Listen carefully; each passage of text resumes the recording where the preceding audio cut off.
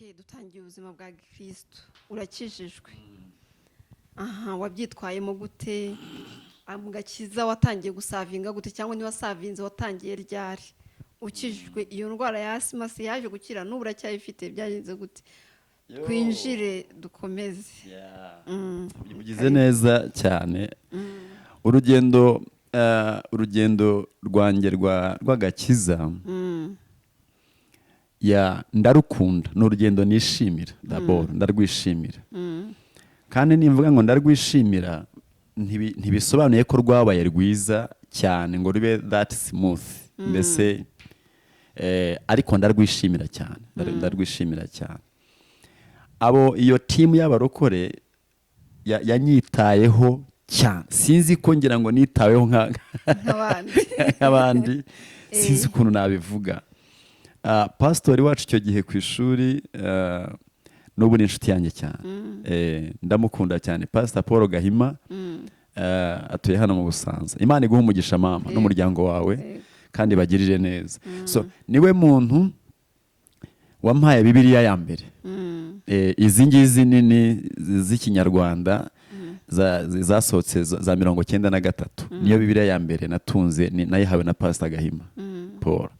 Icyo gihe icyo yankoreye Pastor Paul icyo yankoreye kanyikubwire wankoreye ikintu cy'imbaraga cyane. Icyo Pastor Gahima yankoreye yampaye impamba ikomeye idashira ampa direct access ku ijambo ry'Imana bivuga ngo n'igihe nzaba ntari ku ishuri ndi kumwe nabo muri iyo environnement y'abarokore aho nzaba mba ndi byaba mu biruhuko turi mu mago twenyine ndi mu miryango idakijijwe nzabe mfite ijambo ry'Imana at least I have access on the word of God. Icyo nicyo kintu cya mbere nibuka cyabaye urwego rwo kuririraho mu by'urugendo.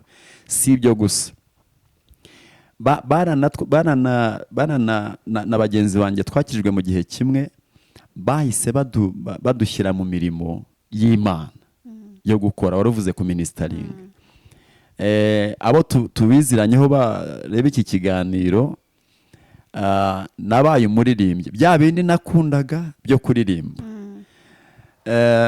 njya muri korali yitwa korali umugeni ku ishuri nari umuririmbyi uririmba amajwi abiri tenor na base so ntago byatinze ubwo birumvikana muri korali tukagira iminsi ya repetition nk'ahandi hakaba n'iminsi yo gusenga twirije ubusa tutarya nubwo nyine ibintu by'uburokore byo kutarya bitangiye dusenga twirije bitangiriraho hanyuma ntago byatinze barananzamura bangira abari ku mashuri muri za protesta n'amarije plamukoreramo imirimo y'Imana ikingiye kuvuga barakizi bangira uwo twitaga ngo ni choir organizer nari nshinzwe gukordona amakorari yose yego ngira ngo yari amakorari 4 hanyuma n'indi korari yindi ya 5 yitwaga ubumwe choir.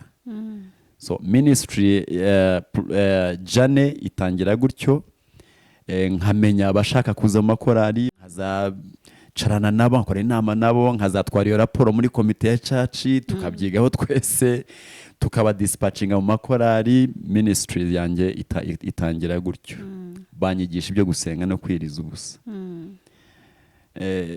ariko ibyo biho biraba vuba nta time iciyeho nta gutozwa kwinshi ariko twatorezwaga mu ishyaka twihuta dutyo muri make icyo nakwita nka twari dufite charisma nyinshi we were charismatic we were like on fire ariko nyine nk'abanyeshuri discipleship ari nkeya ariko turi on fire so naririmbiye Imana natoje abandi kuririmba nayoboye abandi mu masengesho natangiye kuvuga ijambo ry'Imana ryigisha abandi twaba tugiye mu biruhuko nkajya ku itorero ry'iwacu mu cyaro gusenga nayigishije amajwi mu makorari yo ku cyaro, nayoboye amasengesho ya za korari, narakoze imirimo y'Imana mu buyobozi bw'urubyiruko n'ibintu byinshi. Twarayoboye ibitaramo ku mago, buri mugoroba urugo rw'umukristo runaka, undi mugoroba ku rundi rugo, ku wundi. Mbese twakoze imirimo y'Imana dutyo. Ubwo ni muri secondary.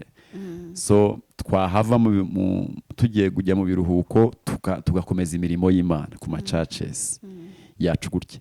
Twagize aho tugera muri ya period yo kujya mu biterane, ngo urubyiruko mwese ngo muzajya mu giterane. Tukava ahitwa za Musenyi, niho twari dutuye mu rugo, tukazajya mu giterane ahitwa za Matunguru, tukabayo nka wiki yose, iminsi 7 twagiye kwiga ijambo ry'Imana no gukora imirimo y'Imana.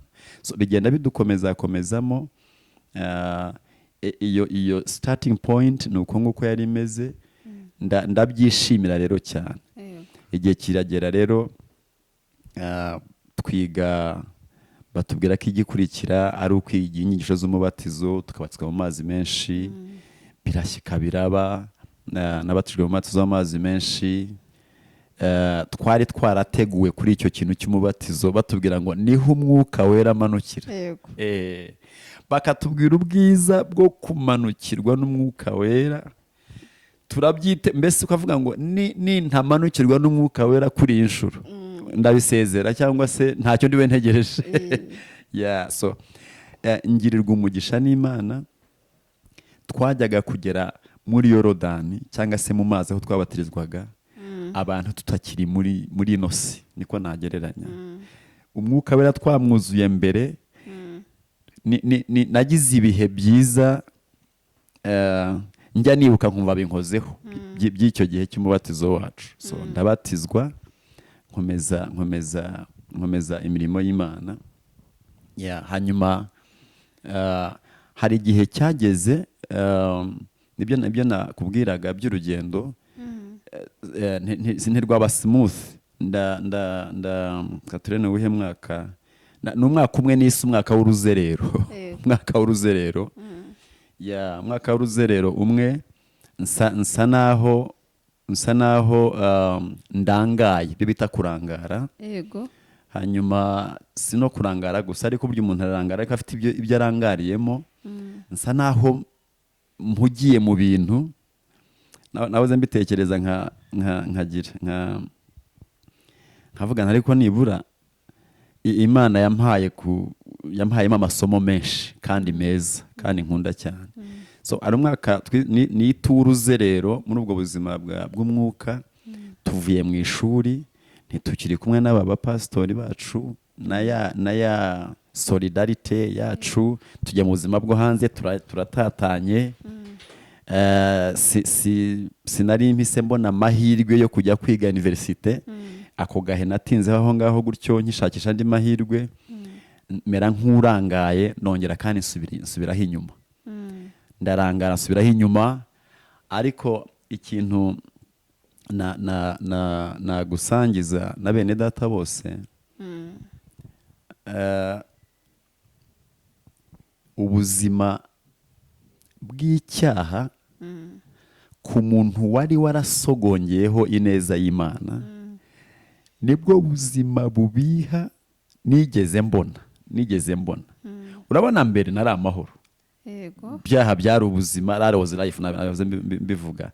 Ariko kongera ukarangara, ukongera ugasubira muri bya bindi, kandi nagiye kumva numva ndabihiwe. Sinatinda gusa. Ni nka bya bindi, like you stumble and you bounce back quickly, ariko habishye. So mpita bouncing vuba, harambihira, hantera agahinda, ndababara, njya kwihanira abashumba banjye na bene data. Aravuga no, nabaye weak, naguye, mumfashe, munsengere. Bounced back quickly, kuko harabiha mu byaha harabiha. So bouncing vuba, nkomeza umurimo n'Imana impa umugisha. Mbona irembo rifungutse ryo kujya kwiga kaminuza, ndajoyininga universite. ndi on fire mfite spiritual virtue mushaka imana hanyuma njya mu mirimo y'Imana nsanga abakozi b'Imana bitwa aba jebesien yes mu ma université muraba aba jebesien n'aba jebesienne Imana ibaho umugisha ibagirire neza Imana ibagirire neza cyane so tugira Bible study muri jebe tutangira umurimo w'Imana turaririmba tubwiriza ubutumwa bwiza numva nguwe neza cyane ntekereza ko igice cya kabiri cy'urugendo rw'agakiza ni uko nguko twagiye dukurira imirimo imwe n'imwe Imana inyobora mu rusengero rwa Restoration Church ngeze mu mujyi wa Kigali nje kwiga mpasanga ababyeyi beza mpasanga ijambo ry'Imana mpasanga ubuzima bwo gusenga msa naho namenye urundi ruhande rw'Imana ntarinzi muri Restoration ababyeyi bo kuri Restoration Apostle Joshua Masasu na Mama Lydia n'abakozi b'Imana Imana izabagirire neza hanyuma ndafashwa ndongera ndacubira mu Mana nkunda ijambo nkunda gusenga nkunda na atmosphere gusa y'ubukirisitu ndabikunda cyane so icyo gihe bamishingano zo gukora amakuyobora timu nini yitwa Shekina Dance abashekina Imana ibaho umugisha barahari ku isi hose kandi n'abana beza barakuze n'abagabo n'abagore twarabashyingiye bamwe bahagaze neza mu mirimo y'Imana ndabakunda n'ubu Imana ibaho umugisha mwinshi cyane so yego ibyo byose ntago narinzi aho Imana integurira kujya muri icyo gihe cy'umwaka nise w'uruzerero n'umwaka umwe namaze gusharirirwa n'aho hantu nasubiyeho mu byaha habi numva mvuyeyo mfata ibihe byo gusenga byinshi ndabikunda cyane nkajya mfata Bibiliya yanjye ajya gusengera hano mu misozi nkumva nibyo byiza nshaka gusengera munsi y'ibiti ku dusozi hejuru mu bihanamanga nkashaka gusengera munsi y'imigina mbese nkumva niyo numvaga ari environment nshaka ndebe iby'Imana yaremye nkumva mu by'Imana yaremye Imana yanganiririzamo mfite n'ijambo mfite na Bibiliya yanjye ifite Imana umunsi umwe irambwira byari nko mu masaa 7 y'amanywa izuba ryinshi cyane ndi munsi y'igiti nsenga Imana irambwira ngo gukiranuka kwawe ngo niko kuzagukoreshereza ikoro nari nsomye icyanditswe ari kinini cyane mu nkuru z'ubuhanuzi bwa Yesaya ariko ngo ngere kuri ayo magambo nsa n'ufatiweho kuri yo Imana irahantinza ngo inganirire ibyanjye gukiranuka kwawe niko konyine kuzagukoreshereza ikoro abumva aya magambo Imana irambwira ni nko kumbwira ngo ubukirisitu bwawe kubaha Imana kwawe kujya mu murimo wanjye kwawe niyo domene yawe izakubeshaho yes that will be the source of your life ni nko kuvuga ngo ntukongere guparapara ni nko kuvuga ngo ntukongere kurangara kandi kuko gukiranuka kwawe ni konyine kuzagukoreshereza ikoro hano hariho inzira y'ubuzima bwawe iri mu kubaha Imana ntuzongere kurangara iryo sezerano n'iryo jambo ndivanaho icyo gihe ndyubakiraho nkajya ibyo nkora byose ndyibuka rikirikinga in my ears so igihe kiragera kubw'ubuntu bw'Imana bwinshi turiga of course turasoza nkajya ngira inzozi z'uko nzakora imirimo y'abantu bose twabaga twaratekereje kuzakora muri politics mvaga ubundi nzaba umuloya numvaga nzaba umuyobozi mu myanya runaka nkumva birakunda ndi mutoya ndi umunyarwanda nkumva ndabishoboye so ariko byaje gusohora neza mu buzima bwanjye, aho rya jambo nahawe, ikintu cyitwa umuhamagaro w'ubushumba, w'ubupasitori, kigenda kiba kinini, kiba kinini, kibyiga ibindi byose. Abanzi kenshi munzi mu burezi, muri education, it was my career, ndanabikunda cyane. Ariko icyitwa umuhamagaro w'Imana, wo gukora umurimo w'Imana full time minister, cyagiye gisumba ibindi. Nicyo rero mpagazemo ubu. Nababwiye kare ngo umutima wanjye n'ubuzima bwanjye bwose bukibayemo kandi bukishimiye.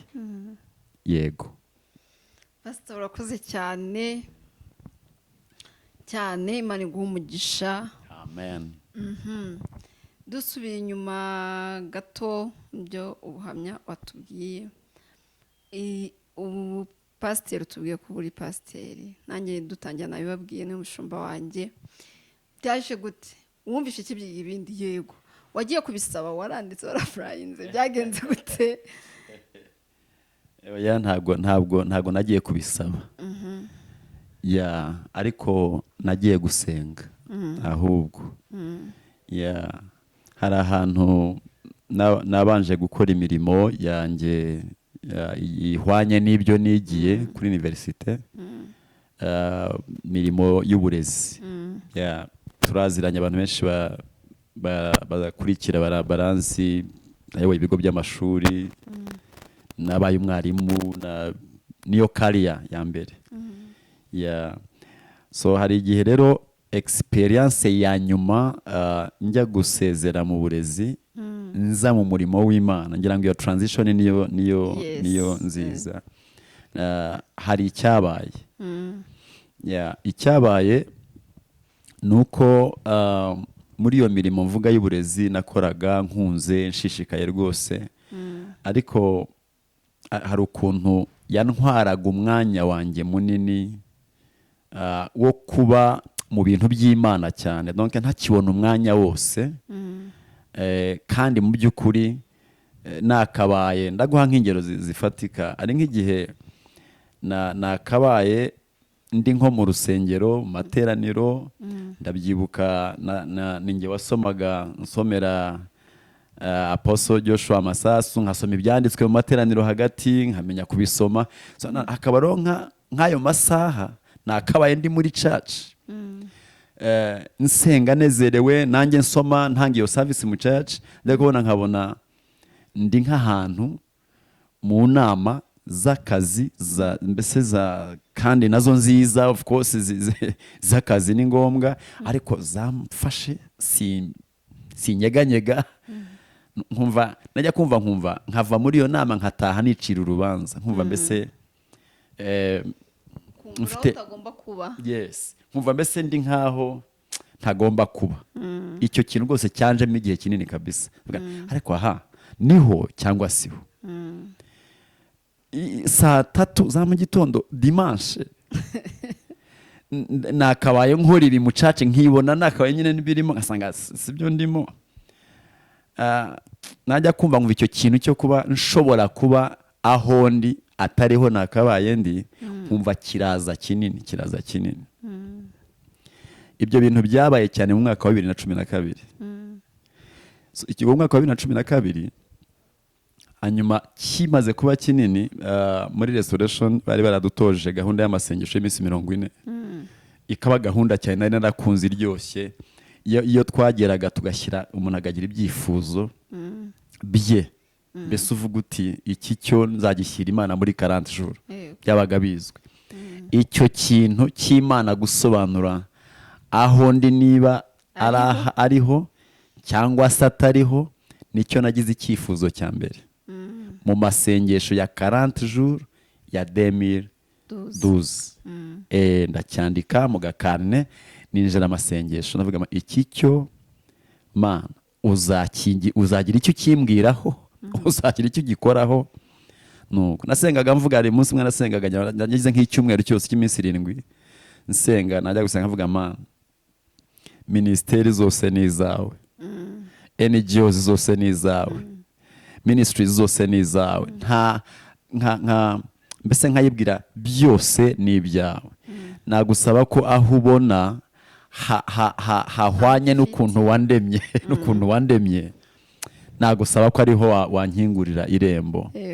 Noneho ni ibintu bitangaje, ndiho muri ayo masengesho nsengera icyo kintu, ariko Claudine kindemereye, sinakubarira amajoro nararaga, ariko umutima uncira urubanza.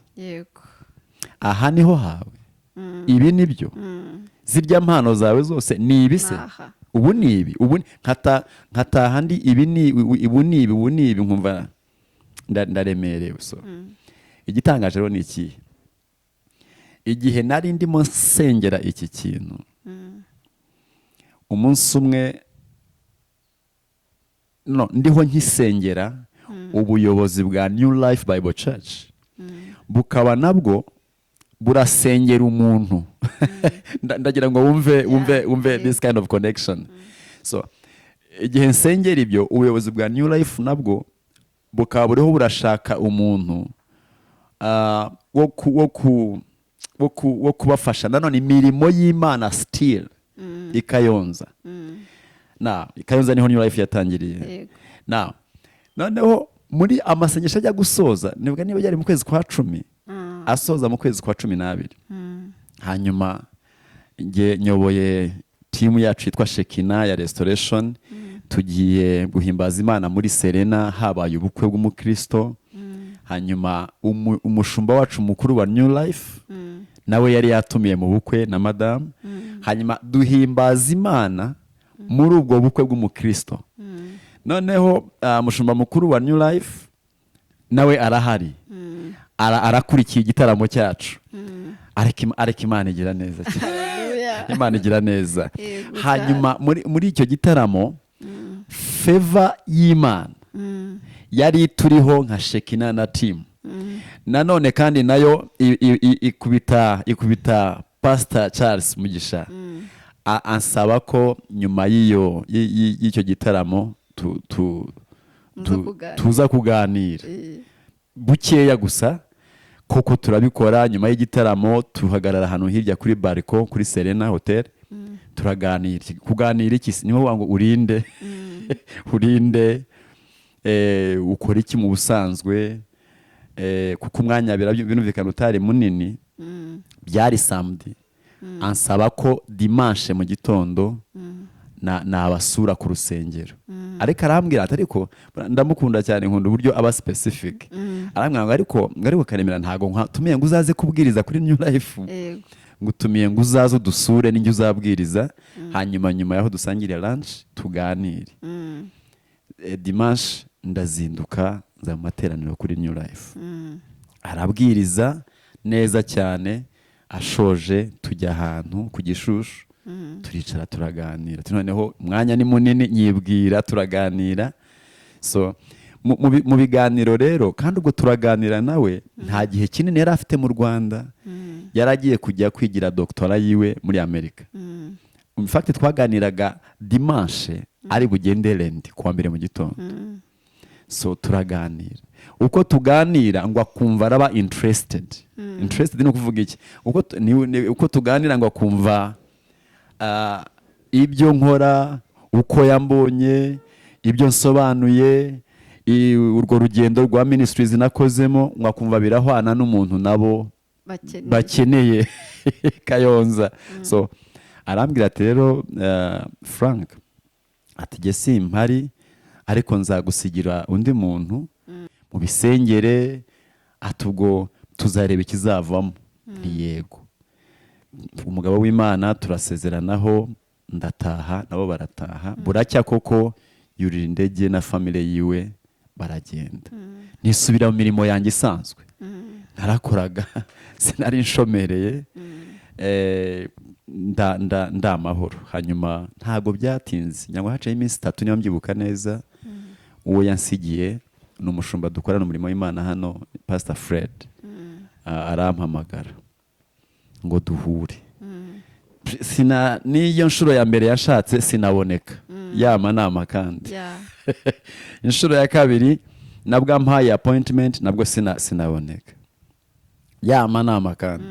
So, inshuro ya gatatu ambwira ijambo rikomeye, arambwira ngo, ambwira mu cyongereza ngo, you know what Pastor Frank, ngo this is what I'm thinking, ngo either I am not serious, me who is calling, or you are not serious. Urumva? Or you are not serious.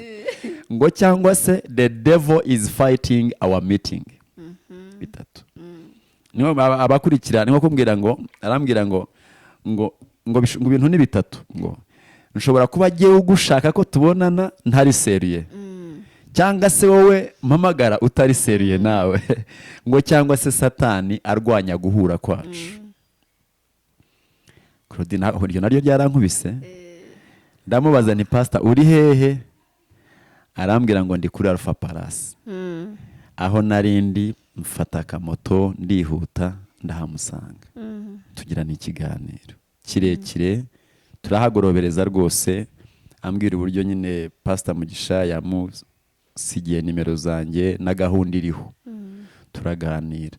Niwe rero wansabye ko biramutse bikunda nazagaruka, ngo bababwiye ko mbwiriza ubutumwa bwiza, ndaganira ijambo ry'Imana, ngo wazaza tugateranya abakozi bacu. Bagiraga gahunda nziza yo gukoranya abakozi bose,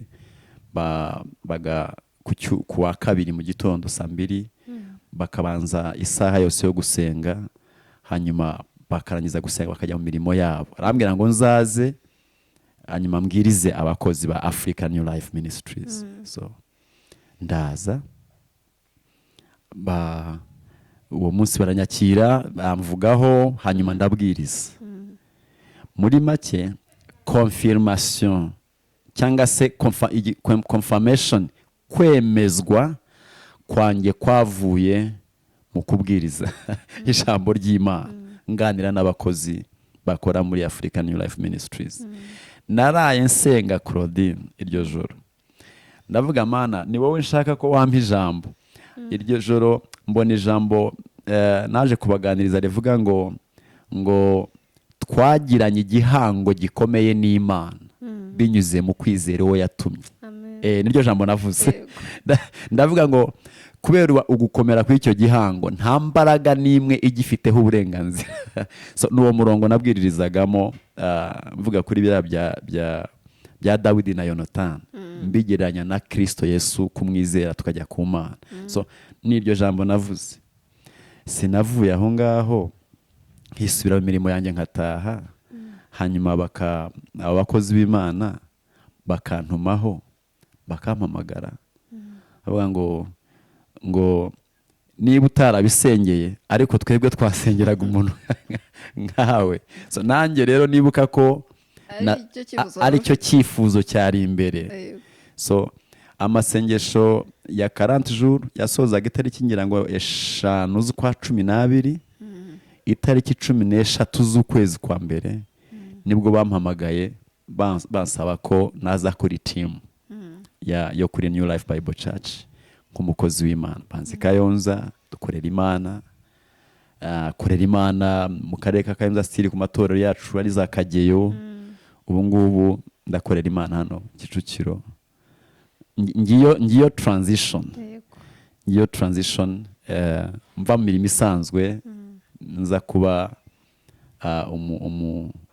umushumba ku buryo buhoraho. Rero ntabwo byagize igihe kinini cyane, nyuma inteko y'abakozi b'Imana na abashumba hano muri uno mujyi wa Kigali batumiwe na Pastor Charles, umushumba mukuru, badutegura ko igihe kizagera bakatwimika, bakaturobanura, bakatusengera, bakadusiga amavuta y'ubushumba no gukorera Imana. Ibyo bintu batwoherejemo nibyo duhagazemo kandi tunezerewe. Yego Imana ibaha umugisha. Urakoze cyane. Yego. Ukiri cyagiye wasengaga ngo ubushake bw'Imana wigeze utekereza ko waba umushumba? Hari ibintu ntavuze, reka mbanze nsubize. Ni yego narabitekereje. Ngira ngo icyakurikira ni wabitekereza gute, wabikuye hehe. Sinabonye umwanya utuvuga utwo tuntu. Yego. Nkimara gukizwa, haba no muri shambure nabagamo ku kigo aho igitanda cyanjye cyabaga kiri, nabaga ngoswe n'abanyeshuri benshi. Donc my bed was always congested n'abantu benshi. Tuharirimbire kwa Frank, tugasengera kwa Frank, najyaga nisanga iteka ngoswe n'abantu benshi. Hanyuma aho mbereye umuyobozi uyobora amakorari, ntangira kujya nitwa n'izina rya pastori. Bihera icyo gihe mu secondary, bakanyita pastor. Nk'iyo ngiyo muri churches z'iwacu mu villages aho twari turi, ugasanga hari nk'uduce ngezemo bakita gute, ni wa mwarimu w'umupastori like that. Kuko aho nigeze kuba nigisha, n'abagambwiriza n'abana nigisha, n'abagambasengera turirimbana nabo, bakavuga ngo ni wa mwarimu w'umupastori. Iryo zina naryiswe kuva kera, kandi inshuro nyinshi, kandi ahantu hatandukanye. Bitangira bityo. None igihe nasengaga rero ngo Mana, ahantu ubona hahwanya n'uko wandemye, uko wantuninze, aba ariho nkingurira irembo, najyaga nikangamo icyo kintu cy'ubupasitori. Ariko kandi nkanagitinya, nkubwire se n'ikindi, nkanacyanga icyo gihe. Ntago cyari ikintu numva nishimiye for sure. Oya, ntago cyari ikintu numva nishimiye, kubera n'ubundi impamvu z'ubuzima uko bwabaga tubona bw'abapasitori, ngo barakena, kandi koko si ngo twarabibonaga, you know. Ntago rero cyari, narabyikangaga ariko mbitinya kandi mbyanga, numva atari byo. Ariko muri uko gusenga hakaba ikintu cyitwa to surrender your life to God, like kwiyegurira Imana. Vuga ngo n'ubundi Imana ni umubumbyi, ndi ikibumbano, niyo yantuninze uko yantuninze, kandi niko ndiho nsenga ngo aho ibona hahwanye n'uko yandemye aba ariho izanshyira. So muri iyo surrendering, Imana yabikoze uko kuntu.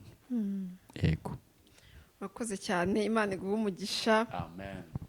Abantu muri kutwumva mwumvisemo byinshi, mwumvise ubuzima umuntu ashobora gucamo akaba exposed mu bintu bibi. Mwumvishe nanone umuntu wamaze kwinjira mu bintu bibi uko yagarura ubuzima bwe. Kindi mwumvishe inyungu yo kugira ubuzima bukijijwe n'ubuzima bufite Yesu, mwabyumvise. Mwumvishe nanone kujya mu cyerekezo cy'ubuzima bwawe cyangwa cy'umuhamagaro wawe. Hari igihe byizana bikoroheye, ariko nanone hari igihe bitizana ukabisaba, ukabiharanira, ubisaba Imana kugeza Imana ibikugejejemo. Ngira ngo muri make ibyo bice byose mwabyumvise. Ubwo nibyo mvuze, ariko namwe muzumvamo n'ibindi byinshi. Dukomeje, hari tuganira ku musozo, rwose turi hafi y'umusozo. Hari ikintu rero batubwiye cy'indwara ya asima, nkeneye kumenya ubu. Yego. Murayirwaye, bimeze gute? Bimeze gute? Muracyayirwaye? Mwarayikize? Cyangwa niba mwarayikize byagenze gute? Byagenze neza. Reka nibagiwe. Hari ikintu gikomeye cyane. So igihe twamaze kubatizwa mu mubatizo w'amazi magari, twawubatijwe ndibuka dufunze ishuri tugiye mu mago.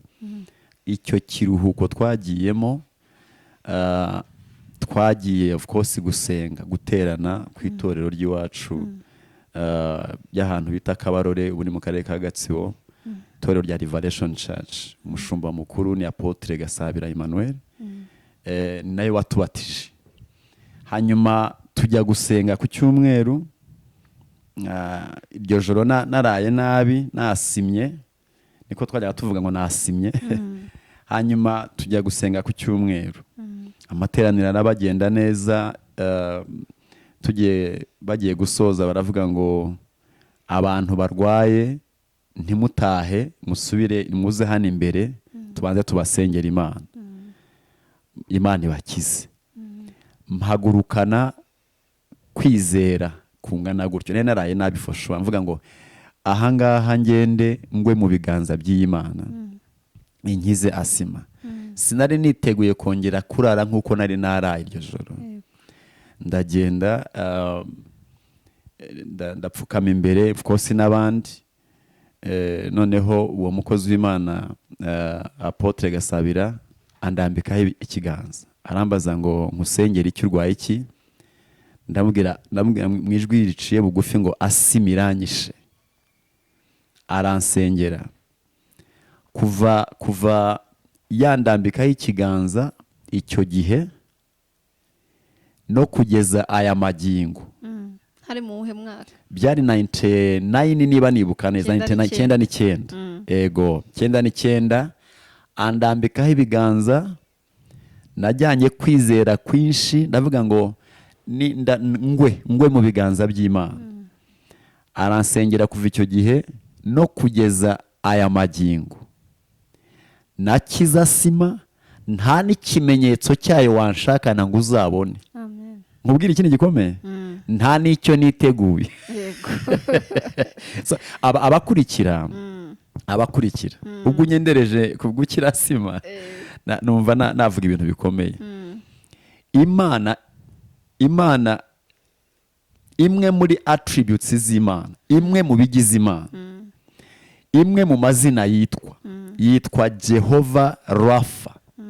Bisobanura ngo n'Uwiteka Imana idukiza indwara zacu zose. Kugira ngo Zaburi 103 umurongo wa 2 isohore. Yego, ngo mutima wanjye himbaza Uwiteka, namwe mwabindimo byose mwe muhimbaza izina rye ryera. Avuga ngo icyambere ngo niwe wababariye ibyo wakiraniwe byose. Acungura ubugingo bwawe ngo ntibumanuke bujya muri rwa rwobo. Ani nawe udukiza indwara zacu zose. Jehova Rafa bisobanura ngo ni Imana idukiza, God our healer. Uzakurikira iki kiganiro yumva aya makuru, kandi ni amakuru yizewe avuye ku rwego rwizewe. Imana yacu ni Imana ikiza indwara kandi zose. Ibirenze kuri aha uzambwire nkuganirire. Ni Imana ikiza indwara kandi zose. Icyo sinyiti, kandi Apotre Gasabira nawe Imana imuha umugisha. Yego, nahagurukanye kwizera, ariko nabonye n'ikiganza cy'unsengera. Ni Imana ikiza indwara. Si warubajije? Urakoze cyane. Amen. Imana imuha umugisha. Turashoje inshuti mudukurikiye, mwumvise byinshi, sinshaka kubicamo kugira ngo muzabyumve byose. Imana ibaho umugisha. Dushima ukuntu mudukunda, mudukurikira, comments zanyu, ukuntu mumpamagara, ibyo mushaka ko twongeramo ibibazo byanyu. Ni ukuri muraba agaciro kuri twe. Imana ibaho umugisha.